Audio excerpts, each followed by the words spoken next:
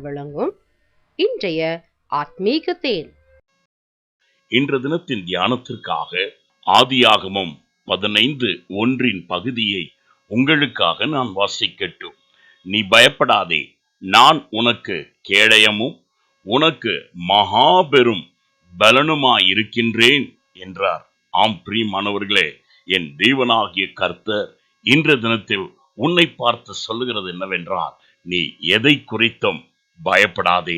ஆம், ஆபிரகாம் தன்னுடைய வாழ்க்கையில் அநேக காரியங்களை சந்தித்து மனம் உடைந்து போயிருந்ததான வேளையிலே இவ்வார்த்தை வந்தது. உன்னுடைய ஜீவியத்திலும் பலவிதமான மன அழுத்தங்கள் காணப்படலாம். அநேக சம்பவங்கள் கேள்விக்குறியாக பிரச்சனைகளாய் உன்னை சுற்றி கொண்டு இருக்கலாம். நீ அதை மறக்க வேண்டும் என்று எண்ணினாலும் அவைகளோ அட்டையை போல உன்னை தொடர்ந்து கொண்டு இருக்கலாம். இதோ என் தேவனாகிய கர்த்தர் இன்று தினத்தில் உன்னை பார்த்து சொல்லுகிற வார்த்தை என்னவென்றால், நீ பயப்படாதே, நான் உனக்கு கேடயமாயிருப்பேன். ஆம், பூமியின் கேடயங்கள் எல்லாம் கர்த்தருடையதா இருக்கிறது. அவரே வேடனுடைய கண்ணிக்கும் பாலாக்கும் கொள்ளை நோய்களுக்கும் தப்புவிக்கிறதான தேவன். அவர் உன்னை காக்கும் பொழுது ஒருவனும் உனக்கு தீங்கு செய்ய அனுமதிக்க மாட்டார். அவருடைய பாதுகாப்பு மேன்மை உள்ளதா இருக்கின்றது.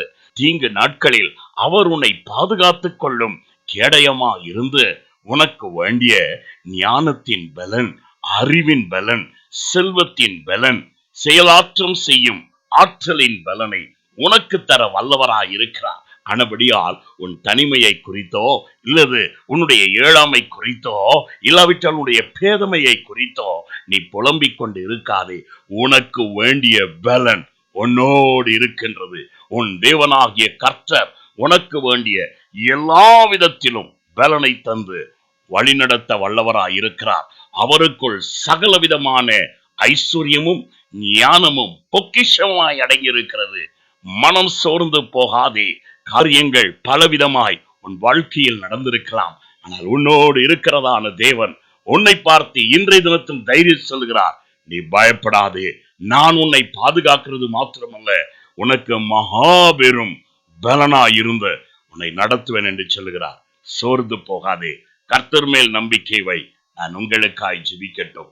எங்களை அதிகமாய் நேசிக்கும் அன்புள்ள பிதாவே, வெளியே சொல்ல முடியாதபடி படுக்கையில் அழுது கொண்டு தனியே குமரி கொண்டு இருக்கிற உம்முடைய பிள்ளைகளுக்காக ஜெபிக்கிறேன். ஆண்டவரே, உன் பலவீனத்தில் என் பலன் பூர்ணமாய் விளங்கும் என்று சொன்னீர் அல்லவோ? ஆம் தகப்பனே, எளியவர்களை என்றும் மறவாத தேவன் உம்முடைய பிள்ளைகளுடைய வாழ்க்கையில் இருக்கிற கடன் பிரச்சனைகள் மாறுவதாக, குடும்பத்தில் கீழ்ப்படியாமையும் பிள்ளைகளின் நிமித்தம் சஞ்சலப்படுகிற பெற்றோர்கள் மேலே தேவ சமாதானம் வந்து இறங்குவதாக. ஆம் தகப்பனே, பலவிதமான சுழல் காற்றுகள் நிமித்தம் அடிக்கப்பட்டு உலகத்திலும் பாதிக்கப்பட்டு இருக்கிற உடைய பிள்ளைகளுக்கு வேண்டிய தகுந்த சகாயத்தை நீர் செய்வீராக. நீர் உம்முடைய பிள்ளைகளுக்கு சகாயம் செய்யாமல் வேறு யார் சகாயம் செய்ய முடியும்? ஆனபடியால் எங்களை உண்டாக்கின தெய்வமே, எங்களுக்காய் ஜீவனை கொடுத்த தேவனே, உம்முடைய